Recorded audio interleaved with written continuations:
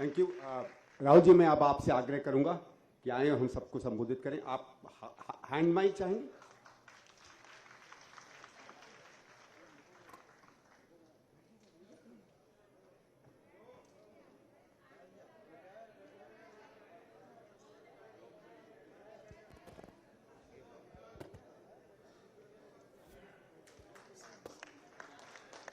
संदीप दीक्षित जी, अभी आ रहा हूं, अभी वहीं जाऊंगा।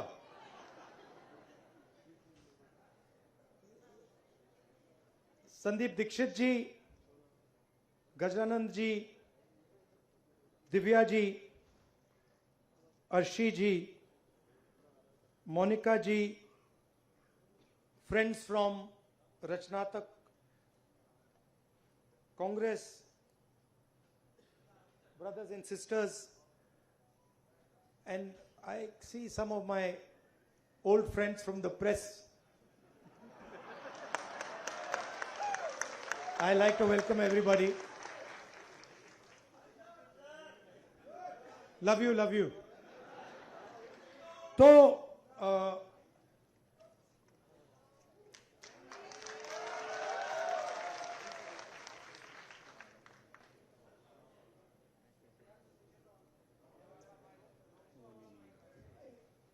I didn't realize the speaker of Lok Sabha is in this room.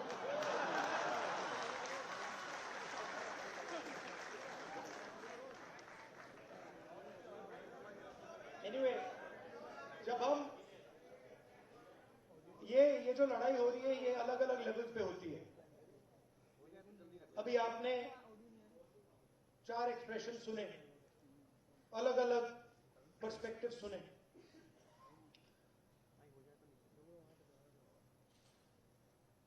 मेरा काम जो सेंट्रल फाइट है, जो जड़ है, वहां पे फाइट करना मेरा काम। ऑडियो नहीं आ रहा। मैं तो मेरे लिए आइडियोलॉजिकली लड़ाई किस बात की है नहीं आ रहा यार, आवाज मार दो, और आइडियोलॉजिकल स्ट्रक्चर क्या है वो समझना बहुत जरूरी है।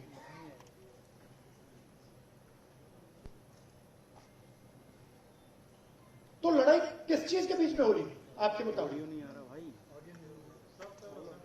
अगर आप बिल्कुल फाउंडेशन तक ले जाएं इसको, मतलब खोदते जाएं और बिल्कुल नीचे जड़ तक चले जाएं, लड़ाई किस चीज की है? नहीं, एक देखिए, गांधी और गोडसे यहाँ है, उससे नीचे जाइए। ऑडियो कहाँ चला गया यार? नाउ इसमें आपको हजारों आंसर मिलेंगे। कोई कहेगा संविधान का है, कोई कहेगा संविधान का है, कोई कहेगा गांधी गोडसे, कोई कहेगा मीडिया फ्रीडम, कोई कहेगा आदिवासी, कोई कहेगा कॉर्पोरेट। ठीक है, तो इसको हम डिस्टिल कैसे करें? क्योंकि जो ऑडियो नहीं आ रहा, लेवल तो अगर हम इसको डिस्टिल नहीं करेंगे तो जैसे अभी आवाज आ रही थी वैसी आवाज आएगी। कोई चिल्लाएगा, उसको कैंसिल दूसरी आवाज कर देगी। एक तो ऑडियो आवाज सुनाई देगी बट आवाज की लॉजिक नहीं दिखेगी। तो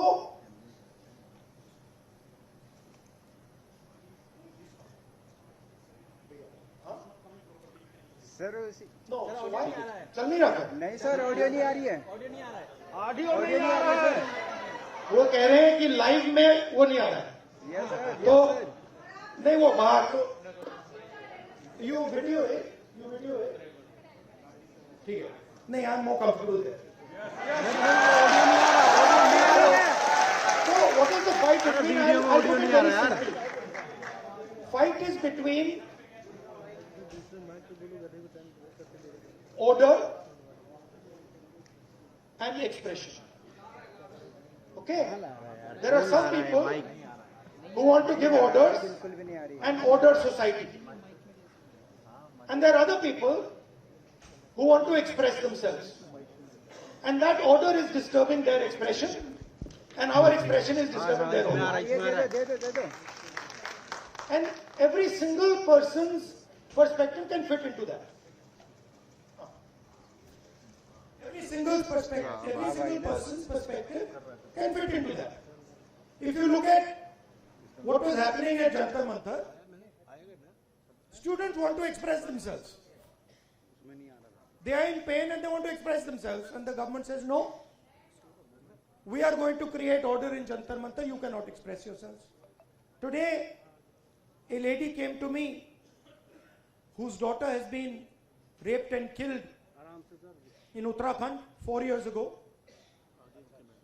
She's crying, she's trying to express herself, and the system says, sorry, we're not going to allow you to express yourself because it will create disorder if you express yourself.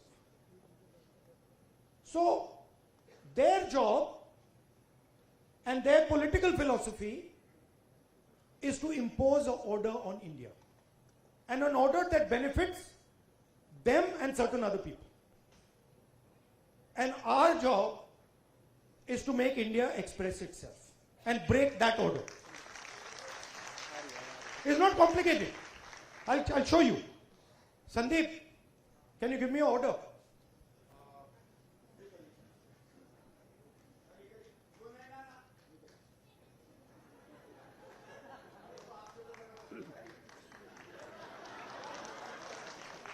This is RSS. This is रचनात्मक कांग्रेस. एक और order दो भाई, हाथ मिलाने का order दे दो. चलो सिंपल कर देते हैं, फ्रेंडली जेस्चर, हाथ मिलाने का ऑर्डर कर देते हैं. हाथ मिलाने का ऑर्डर दो. Our job is very simple, and we can drive them crazy. इनको हम मतलब पागल कर देंगे. मैं आपको बता रहा हूं, नरेंद्र मोदी रात को नहीं सोता है.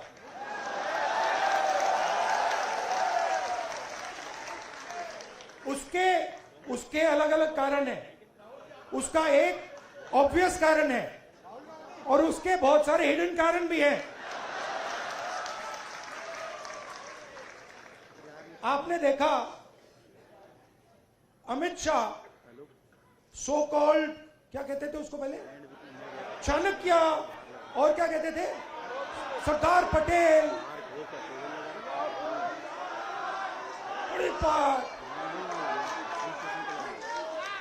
Where has he disappeared? वो भाग गया. वो 20 दिन के लिए पार्लियामेंट हाउस में नहीं घुस पाया. वो why? Because for the first time they are feeling India's expression. और अब इनको बात समझ आ गई है कि अब ये देश अपने आप को एक्सप्रेस करने से नहीं रुकने देगा. ये चल रहा है गया, और आपको अपना छोटा सा मतलब आरएसएस का ऑर्डर क्रिएट करना है, क्रिएट कर दो, उठा के तोड़ के फेंक देगा. उसका एक तरीका है, मोहब्बत की दुकान है. वही बेसिकली वही कह रहा हूं. वो कह रहे हैं, देखिए, आइए संदीप से फिर से आपको डिस्टर्ब करता हूं. अब आप मुझे एक ऑर्डर दीजिए. नहीं, आप एक ऑर्डर एक ऑर्डर दे दीजिए मुझे, कोई भी ऑर्डर. ये क्यों किया मैंने? एक ही कारण है, क्योंकि मैं डर गया. अगर मैं ऑर्डर से डर गया, ऑर्डर देने वाले से डर गया, तो मैं अपने एक्सप्रेशन को बंद कर दूंगा. अगर नहीं डरा, क्यों मैं बंद नहीं करूंगा. मैं अंदर अपने एक्सप्रेशन को मतलब अंदर से गाली दूंगा कि भैया मुझे मतलब ये अच्छा नहीं लग रहा है. But that is a expression of fear. That is cowardice. And frankly I must tell you, a lot of people in India And this is something that has disturbed me. A lot of people in India have been behaving like cowards. So many people. They've been behaving like cowards against this cowardly force. Now I can understand if you are fighting the British Empire and suddenly you say, I'm feeling a bit scared.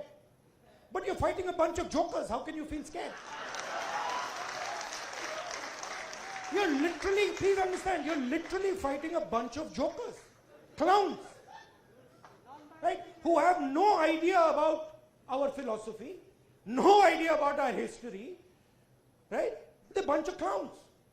Now, I couldn't say this. I can naturally say this about my friends in the RSS. It's obvious to me. In fact, it's obvious to most people that these people have no understanding of India. Right? Why? Because somebody who cannot connect with India as it is today cannot understand India. To understand India, you can't understand India 3,000 years ago. You have to understand it today, right now. And to understand it today, the only way to understand it today is if you understand its expression. These people, please watch them. Please watch them. I'll show you. Bhaiya, 3-4 of you come here. Abhi. Just come. Just stand like this. Just stand next to her. Just stand next to her. Just come. Stand here. Now do that RSS salute. That one, how do you do it? Just do it. No, just do it. Just do the RSS salute. See, they're not taking the order. Right? But this is what that structure looks like. This is what the RSS looks like mentally, conceptually. Now let me show you the Congress. Let me show you. No, they are now, suddenly they became the Congress. See? So these people, what have they done? What is the magic trick? The RSS has been utilized, has been captured and been utilized by large capital. Okay? Please understand, large capital, Mr. Ambani, Mr. Adani, these guys have captured the RSS. The RSS ceased to exist long ago. What was the RSS? The RSS was the expression of the small Indian businessman. Goldsmith, jeweler, Banya, that was the RSS. That died. It's gone. Today the RSS is an instrument of Mr. Adani. That's all it is. And they stand there with their lathis and all making a fool of themselves. Hindi में बोलूं, मेरा कहना है RSS क्या था? RSS जो छोटा businessman था, मैंने स्टडी की बात, जो छोटे छोटे बिजनेस वाले थे, मिठाई की दुकान चलाते थे, सोनार थे, लोहार थे, इनकी फोर्स थी. उनको तो उन्होंने धोखा दे दिया, मार दिया. वो तो सब मर गए. आरएसएस ने डीमोनेटाइजेशन कर दिया, जीएसटी कर दी और अपने ही लोगों को धोखा दे दिया, खत्म कर दिया. उसके बाद क्या हुआ? शुरुआत कैसे हुई? शुरुआत वाजपेयी जी के टाइम में प्रमोद महाजन ने की. कैपिटल इंजेक्शन को आरएसएस के अंदर उसने डाला, पहला फर्स्ट स्टेप. और second step Narendra Modi. Final corporatisation of RSS और Narendra Modi. It's obvious. RSS as original force is dead. We are not fighting. They finish, they gone. Now RSS is an instrument of large capital. They are servants of Mr. Adani, just like Mr. Modi is servant of Mr. Adani. Now, what is our problem? Our problem, which has now to a great extent been resolved, that my friends in the media have been captured by them. It's a big problem because they will come and tell me, sir, we don't like what is happening. But we have to, they tell me, I'm telling you, we have to feed our children. हमें भी नौकरी करनी है. मेरे मतलब वो prime minister house के सामने पुलिस वाला है, मेरे कान में विस्पर कर रहे हैं, भैया इनको हटाइए, आप यहां से इनको हटाइए. वो मुझे हटा रहा है और मेरे कान में कह रहा है, भैया इनको हटाओ. मैंने कहा ये क्या बात कर रहे हो? नहीं, हमारी नौकरी है, हमें काम करना है. अंडरस्टैंड. इनका भी एक्सप्रेशन मैं समझता हूं कि आपको अपने बच्चों की स्कूलिंग करानी है, फ्यूचर बनाना है, but there is also something known as national spirit. What is national spirit? National spirit is we are not going to allow a bunch of clowns to create order over us. Have you ever seen the Prime Minister have a conversation like this? Have you ever wondered? आपने कभी सोचा है कि प्रधानमंत्री press conference क्यों नहीं करते हैं? ये मेरे लिए नहीं सुनिए, ये मेरे लिए पहले बड़ी सरप्राइजिंग चीज थी. मैं सोचता था कि इसके पीछे कोई मार्केटिंग की स्ट्रेटेजी है, कुछ है. फिर मैं भैया उनके साथ कमरे में बैठ गया 5 मिनट और बात समझ आ गई, भाई ये तो जा ही नहीं सकता मीडिया के सामने. ये तो वहीं का वहीं 5 मिनट में खत्म हो जाएगा. रियलिटी है, मैं आपको रियलिटी बता रहा हूं. तो रचनात्मक कांग्रेस का मतलब क्या है? आपको एक्सप्रेस करना है. आपने एलजीबीटी की बात की, आपने आदिवासियों की बात की.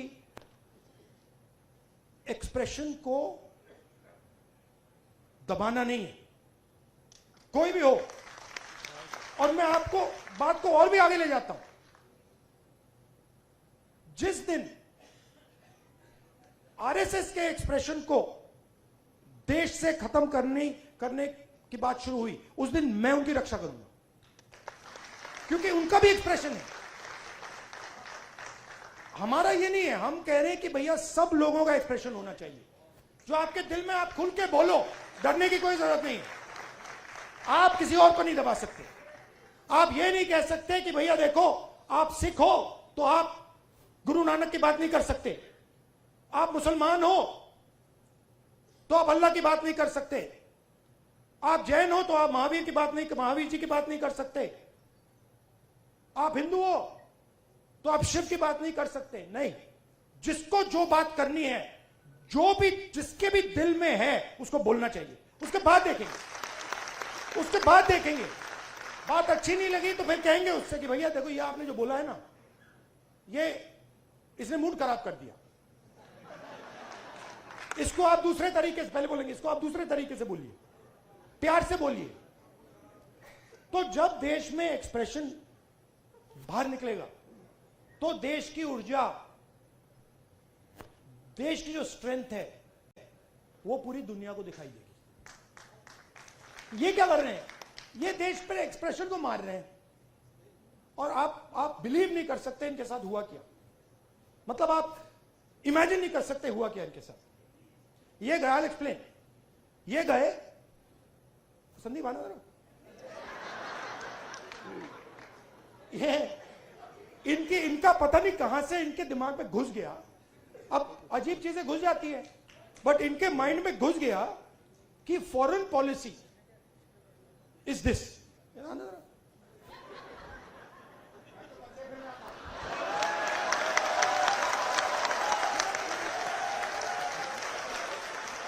अब पता नहीं किसने डाला, कहां से घुसा कि भाई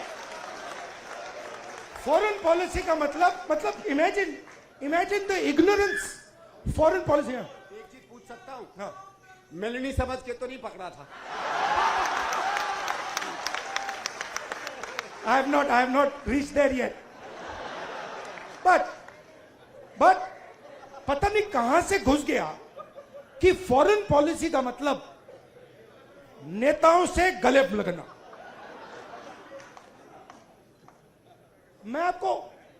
मैं छोटा था, मैं आपको, पता नहीं अंदर की बात है, बोलनी चाहिए नहीं बोलनी चाहिए, मां गुस्सा हो जाएंगी शायद, बट ठीक है मैं बोल देता हूं, फिर आप संभालना उनको।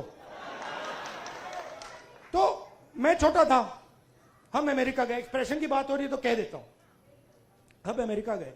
मैं आपको ये बात इसलिए बता रहा हूं कि लीडर क्या होता है, मैं ये समझाने की कोशिश कर रहा हूं। तो हम अमेरिका गए, मैं 12 साल का था, प्रियंका, मैं, मेरी मां, दादी प्राइम मिनिस्टर थी।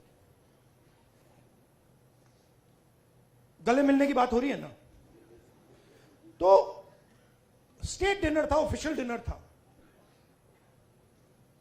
तो दादी और मां ऑफिशियल डिनर पे गए, हम बच्चे थे तो हमें मतलब छोड़ दिया घर, हम खेल रहे थे। 2-3 घंटे बाद दादी वापस आई और दादी कहती हैं कि सोनिया, इन अमेरिकनों ने ना मुझे बिल्कुल बेवकूफ समझ रखा है।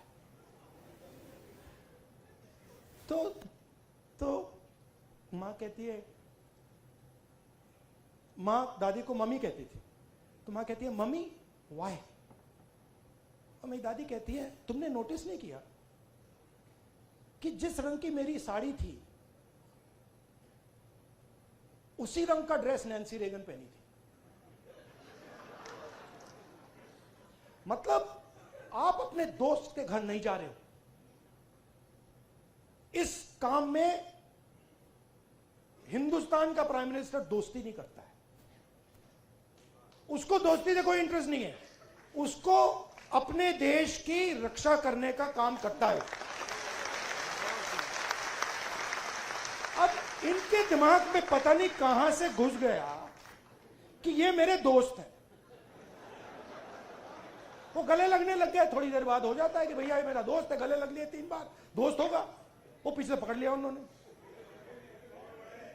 हाँ वो 2 मिनट में, देखो ये सोच रहे कि मेरे बड़े फ्रेंड हैं, है ना, ये सोचे मेरे बड़े फ्रेंड हैं, ये मैं अपने आप को इनका फ्रेंड नहीं मानता हूं, तो ये आ रहे गले मिलने, मैं आ रहा हूं गला पकड़ने। और मैं आपको बता रहा हूं नरेंद्र मोदी को 2 मिनट में लपेट लिया। अब इमेजिन हुआ क्या, इमेजिन हुआ क्या, एक साइड ईरान में युद्ध होता है,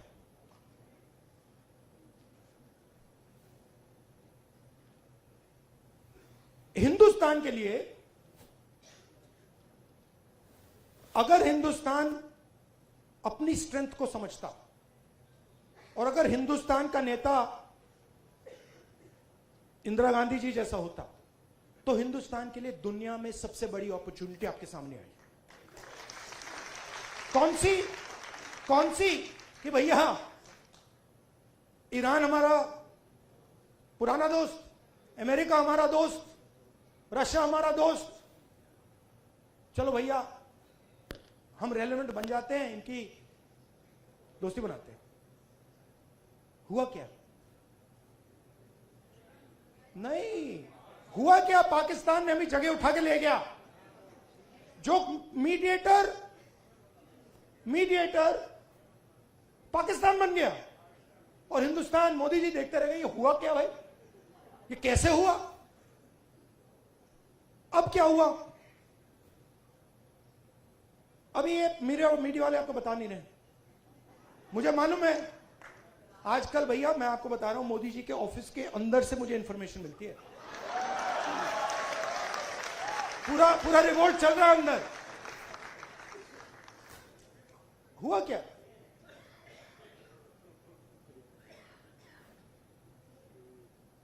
हमारी पेट्रोलिंग एरिया में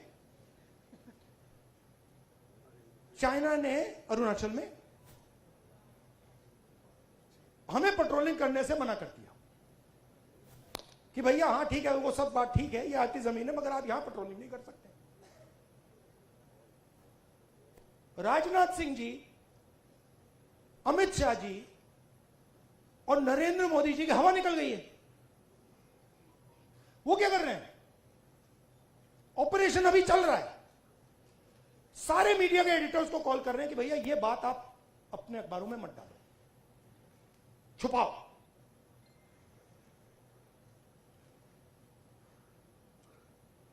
सीधा बिना सोचे समझे देश का नुकसान कर रहे हैं। मैंने देखा, नहीं मैंने अपनी आंखों से देखा, गलवान के बाद प्रधानमंत्री आए, जूम कॉल थी, प्रधानमंत्री कहते हैं हिंदुस्तान की जमीन का 1 इंच चाइना ने नहीं लिया।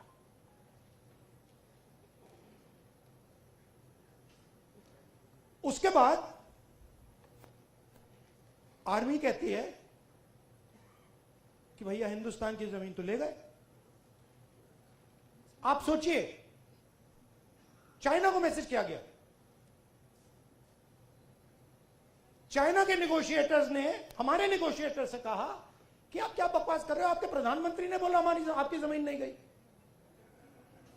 फैक्ट बोल रहा हूं आपको। आर्मी कह रही है कि भैया हमारी जमीन गई, चाइना का नेगोशिएटर कह क्या बकवास कर रहे हो, तुम्हारा तो प्रधानमंत्री कह रहा नहीं गई है, जाके हमसे बात करो। तो इन्होंने इंटरनली देश को खत्म कर दिया है, फॉरेन पॉलिसी उड़ा दी है, और सारा का सारा काम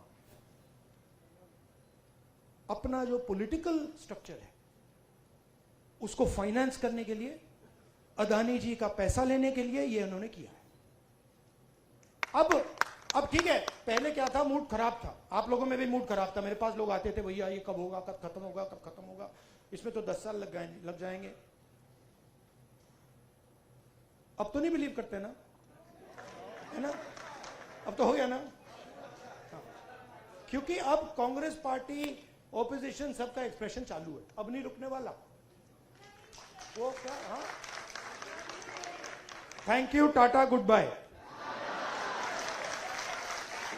और मैं आपको बता रहा हूं, आप लिख लो, जिस दिन तक नरेंद्र मोदी अपना इस्तीफा नहीं देंगे, अमित शाह नहीं हटेगा, उस दिन तक नरेंद्र मोदी और अमित शाह नहीं सो पाएंगे।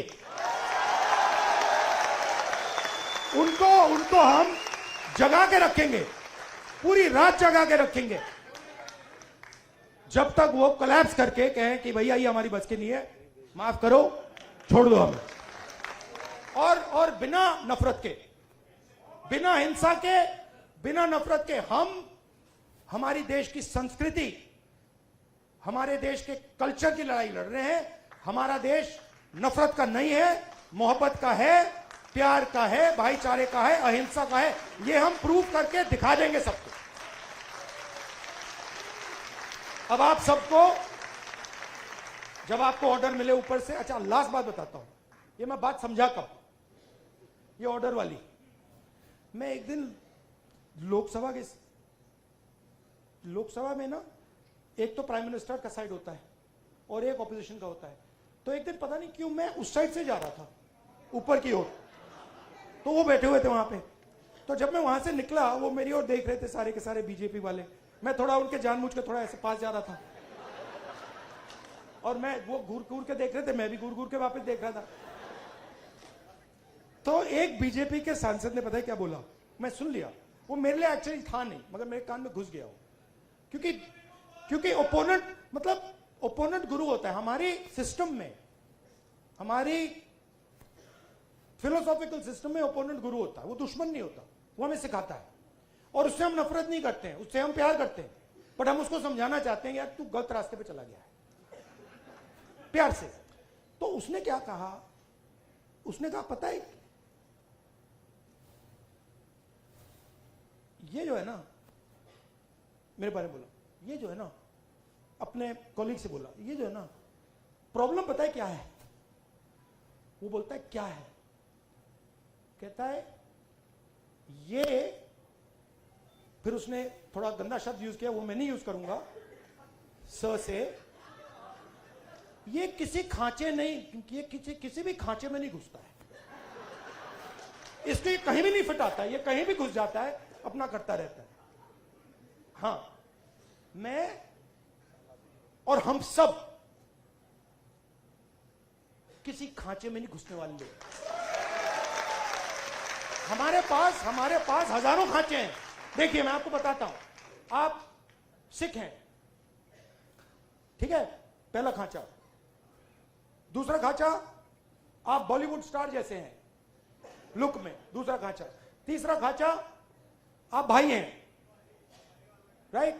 चौथा खांचा, आप स्पोर्ट्समैन हो, राइट। हम सब के पास हजारों खांचे हैं, जो चूज करना कर लो, किसी एक खांचे में नहीं फंसना। Love you all, thank you very much, keep fighting.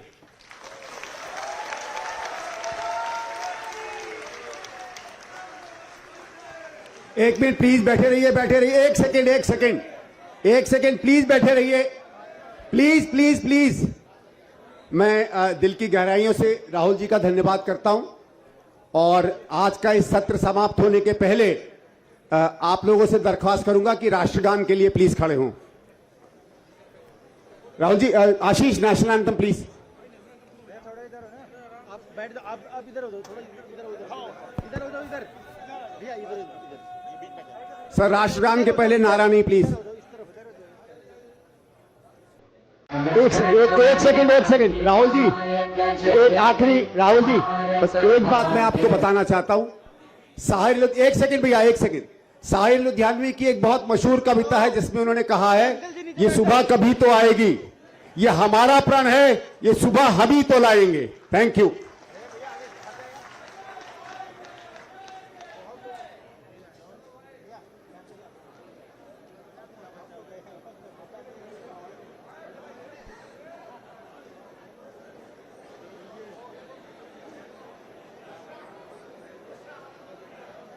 भैया बैठ जाइए, व्हाइट टी शर्ट।